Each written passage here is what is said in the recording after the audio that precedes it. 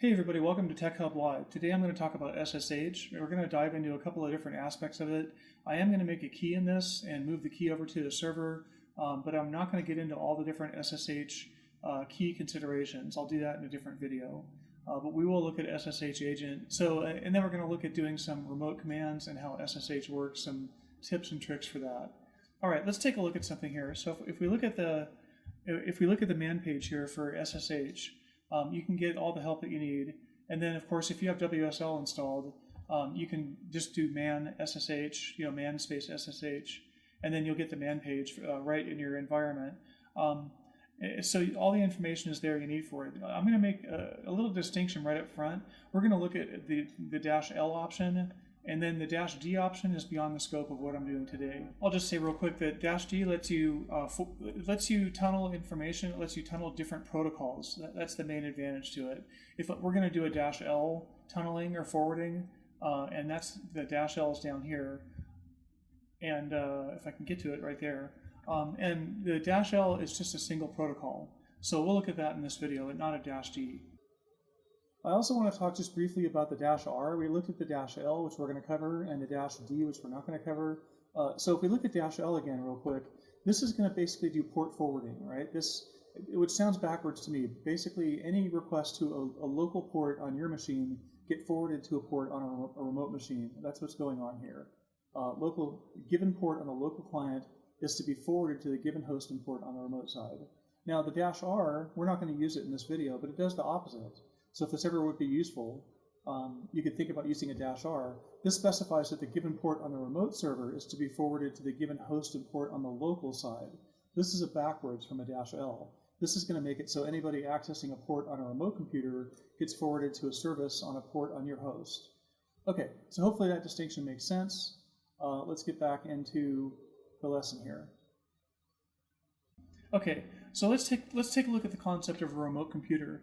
I mean, I think we all understand intuitively, on some levels what remote computers are. There are computers somewhere else. They could be like an actual physical computer somewhere else, or a virtualized computer somewhere else, something that runs in the cloud.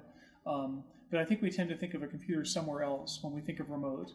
But remote could also be right in your home lab. If you have multiple computers in your home lab, then you would have your host computer that you're on right now, and then the remote computer that you might log into. So SSH secure shell is the way to do that. It supersedes a couple of older commands in Linux, or in Unix, I should say, because SSH definitely goes back to Unix. All right, well, let me look at a couple of things here. First thing we want to look at is what is the remote computer in today's lesson. You can just skip like a minute ahead or 2 minutes ahead if you want to skip this section. I'm going to make chapters on the video. But yeah, let's look at the remote computer today. Today it's actually a virtual machine. So I'm running this virtual machine with Ubuntu here. And then if you notice natively, I'm over here in Windows Powershell. Okay, so my virtual machine is actually running, I can ping it. It's on 192.168.1.184. Okay, there it is. And then we'll also copy a key to the machine and get into the basics of making SSH keys. We won't get into the more advanced SSH key stuff. I'll do a separate video about that. All right, but let's actually start just by SSHing in. So the most basic thing you can do with SSH is SSH. And again, I'm doing this in Windows, and the full functionality, most of it, should be there in Windows. So it's SSH, and then my username right now is not the same as the remote computer, so I have to put the username in. If you're on a Linux network where you have something like LDAP running, and you have common usernames, you have the same account name across the network, then you don't actually need to use the username in this command. So I could actually just SSH the IP address. But instead, and you probably would be SSHing a host name if you're in a fancier network. But I haven't set anything up in a host file or anything fancy like that, so I'm just going to SSH this, what we saw before, 192.168. If I could just type here, .1.184. Okay, and then we'll look at something a little more complicated where you put a command on the end, but right now we're literally just SSHing in, and I'm going to show you what happens here. You see my current username is Jimlo, so that's wrong, because my username there is actually Jim at 192.168.1.184. Okay, so now when I do that, it's going to prompt for my password, which if you watch the VM setup video, you know it's ridiculously simple. and then I'm in. So now I can actually do things like, I can do an ls, which I can do in PowerShell as well, but now it's a real ls, because if I do dir, it actually works. Okay, I actually didn't realize that dir worked in Linux. That's funny. It does. Is it just showing me directories or something? I don't know what it's doing. Anyways, without diving into that, the main thing I wanted to show you here is that I can, for example, do a ps aux. I can see all the processes running on the machine, and I can actually grep for the SSH probably. Well, actually, let me show you something, a little preview here. ps aux. So that's a way. Some people are probably laughing at me for AUX, but that's my way of getting all the processes owned by all the users and some process information for all processes. And then I am going to grep for SSH. And you can see that we actually have SSH agent is running, which is a separate story. But we have SSHD is running. And then I'm actually editing this config file somewhere. And then, yeah, you can see that the SSHD server is running. So that's one of the points I wanted to make, is that whatever remote computer you're on, it seems pretty obvious, but we'll make the point that you have to have OpenSSH or some kind of SSH daemon running on that server to receive the incoming request. What I want to do next is I'm going to exit. Oh, let me get out of here. Okay, so we just closed the SSH connection. So now I'm going to actually make an SSH key. So it's, let me see here. I'm going to actually go look at my trusted resource here, which is GitHub. You can always just go to GitHub and just Google for, what did I Google for to get here? GitHub make SSH key. And then they have some of the best docs. Now, of course, they're always leaning to the point where you're going to integrate it into a GitHub environment. But for right now, they give you the steps here to make an SSH key. And we're going to make this ED25519 kind of key. So I will actually just save you the sound of me typing all this out and copy this much. Okay, and then we come back to our PowerShell, paste it in. All right, and then I'm just going to put, I'll put jim@jim.com, since that doesn't actually exist. Or if it does, maybe it does, but don't email that guy. Okay, because that's not me. I never did look that up, actually. Okay, so it's going to ask me to enter a file. It's a default file. Notice that it's going into my home directory in Windows, and then into the SSH, the .ssh subdirectory, and then this file name. Okay, and then do I want to overwrite one that already exists? Sure, because I'm actually, I know I'm not using that anymore. Okay, and then I'm just going to do an empty passphrase here, same passphrase, and then, because you don't want to, if you want to be more secure, you use a passphrase, but you don't want to have an interactive login here. The point is to have a non-interactive login. So, okay, so now that we've made a key, if I actually cd to my .ssh directory, okay, so sorry for the screen move. So I have these new keys, and then what I want to do is I'm going to go look at this one page from GitHub, and they talk about how to do this in PowerShell. This would be different if you were in Linux, but I think a lot of people are going to be in PowerShell doing this, so that's why I'm doing it in PowerShell. So first of all, you need to have an administrator command window. So I have that open already. Let me just show you how to do that real quick.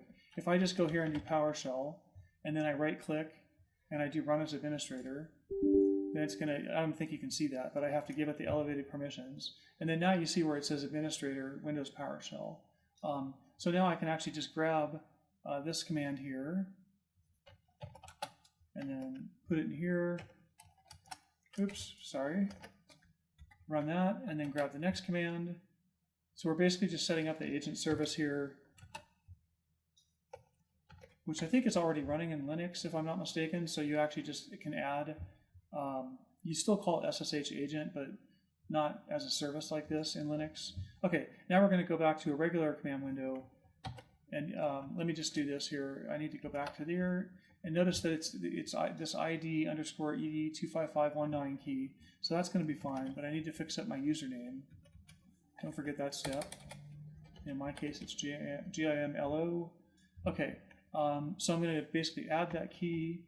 All right, and then now we can actually use that key to log into another server, except for one problem. The other server doesn't know about the key yet. All right, so I'm faced with this problem here where I have my key on this computer and I need to get it over on the remote computer. So there's a couple ways I could solve this, or there's probably 7, right? But one of them would just be to literally copy the key, grab the public key, and then put it over directly into the VM, right? Because I have access to the VM here. But that feels like cheating. So let's not do that. The other thing I could do is make some kind of crafty SSH command. So let's try that first. Let's do SSH, because I could really use SCP. And so I'll do a demonstration of SCP later. If you're here for SCP, then just skip ahead in the chapters. But I could do this with SCP, so this is kind of stupid to do this with SSH, but I kind of want to show off some SSH stuff here. So let's do this. SSH, I'm sorry. So first I need to cat the ID underscore, there we go. I need to cat that file. I need to pipe that. If you don't know what a pipe is, then that just is like a gateway that information passes through from one command to another. So the output of that cat command will be the contents of the key. Oh, and I need the public key. Okay, so make sure it's the public key, not the private key. And then we're going to cat that through SSH, and then we're going to use gem at, the usual IP address here. Okay, and then what we want to do is a command. And I'm going to cheat here because I thought of this, and then I looked up how to do it specifically on this page right here. And so what they're doing is they're actually doing something interesting here, which is they're just using the cat command, and then assuming that cat is going to take the input from the pipe through SSH. I think it needs a dash in here somewhere, but we're going to just see if this actually works. So I'm actually going to just steal this, hat tip to this answer on server fault. Okay, so let's paste that in there. Now let's see if that works. And get my password. Okay, that seems to have worked. Let's go to the VM and let's check out what's going on. We don't really need to because we have SSH now, right? But let's just go to cd gem's home directory. There's an authorized keys file there, and in the authorized key file, there's my public key. So now, I should be able from here just to be able to SSH gem at 192.1. This is the whole point, right? Is to do this without putting in my password. And then boom, I'm in without a password. Okay, now I can show you the rest of the examples without hassling with the password. What am I going to do next? I want to show you about ssh-l. So let me take a minute here and explain that this remote computer that I'm using is my virtual machine. And then I'm just going to, you could skip ahead a minute or two here. I'm going to explain where this website is coming from actually. So in the virtual machine, I actually have a Docker container. So skip ahead if you don't care about Docker, if you're just here for the SSH. But I have this Docker container that has this Apache 2 server in it. I have a Docker file that builds an Apache 2 server. And then what I do is I expose port 80 on port 80.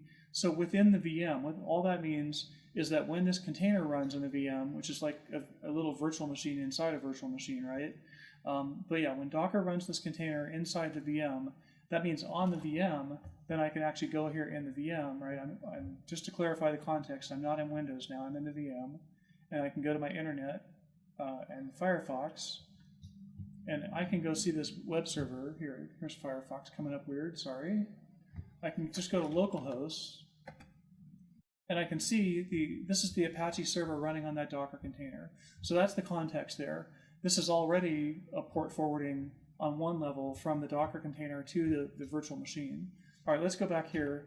And so if I run, oops, I'm stuck in my VM, there we go. So now we want to talk about the -l option. So I can do ssh-l, and then what I do is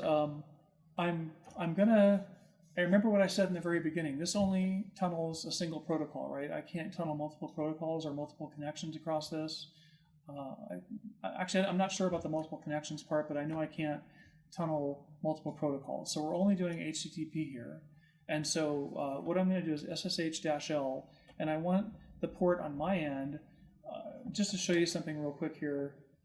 I already have, if I just go to my localhost on my Windows 11, I'm already running something in WSL that is hosting a website on localhost. So I can't use my port 80. If you don't know, port 80 is the port that websites non-securely communicate on.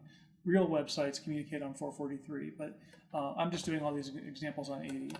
Okay, so what I want to do is I actually want to forward to something like 8989 on my computer, and then from 192.168.1.184, and then on that computer we're going to forward port 80. Now this should complain at some point that I'm not root, but it doesn't. So then we want to just do our gem at 192.168.1.1. Oh, I could have done localhost over on the left too, I think. 84. Okay, so now I'm in, right? Yeah, you can see that I'm here. I'm in a Linux system. And then now, if I go to my browser here, and I go to port 8989, now you can see that I'm seeing the same website that I was seeing before. So this is how you could have a web server running in a VM and then be port forwarding it. It's a simplistic way to say it. You're actually tunneling it with SSH, and then have it display on a completely different port. All right, next I think we could talk about SCP, which is secure copy. So there's SFTP, which we're not talking about in this video, but SCP is what we're going to talk about.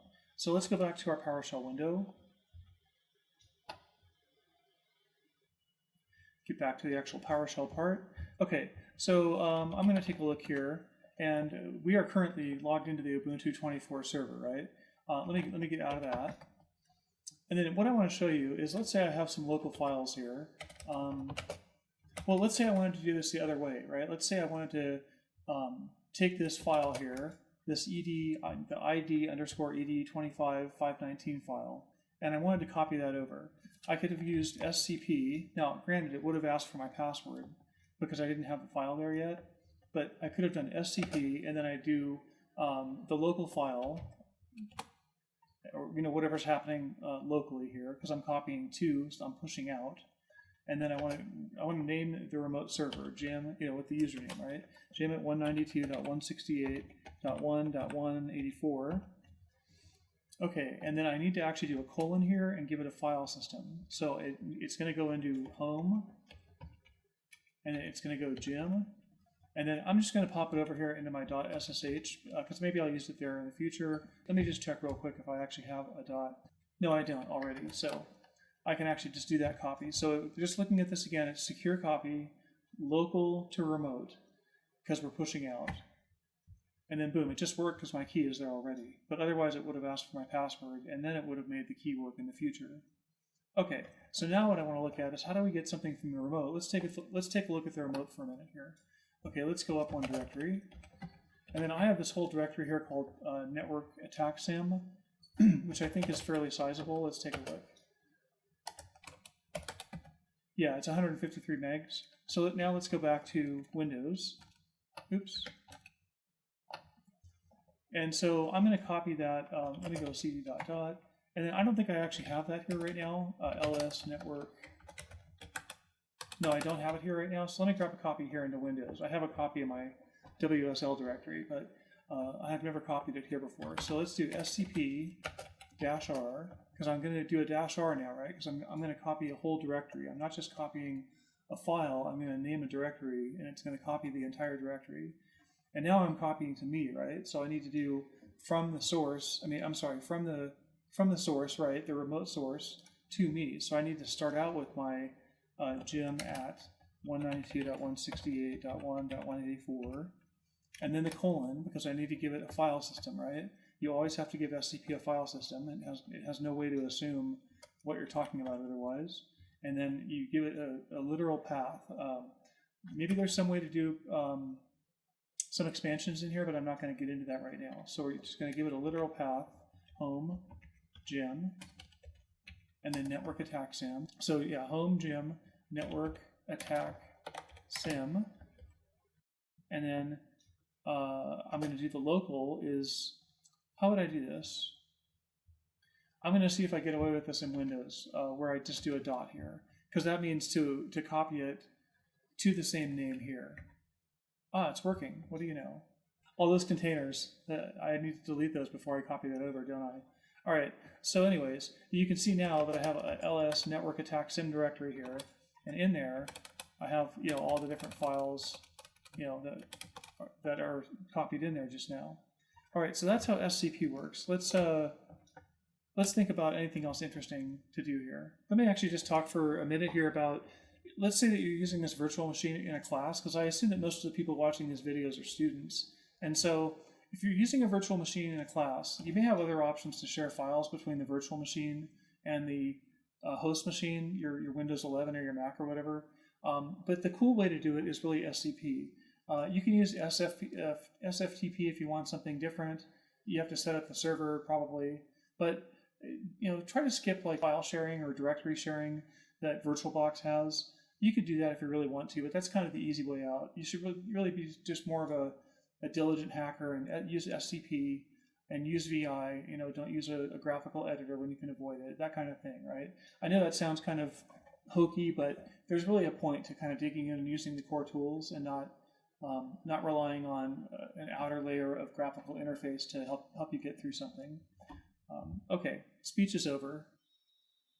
And with that, I think I'm going to wrap up this video. It's long enough already. I'm going to do another video about SSH keys. So we'll look into the details of that, the different types of keys that there are, and how to get them in your system and spread around as necessary. All right, thanks for watching, everybody. Hope you have a great day. Appreciate it.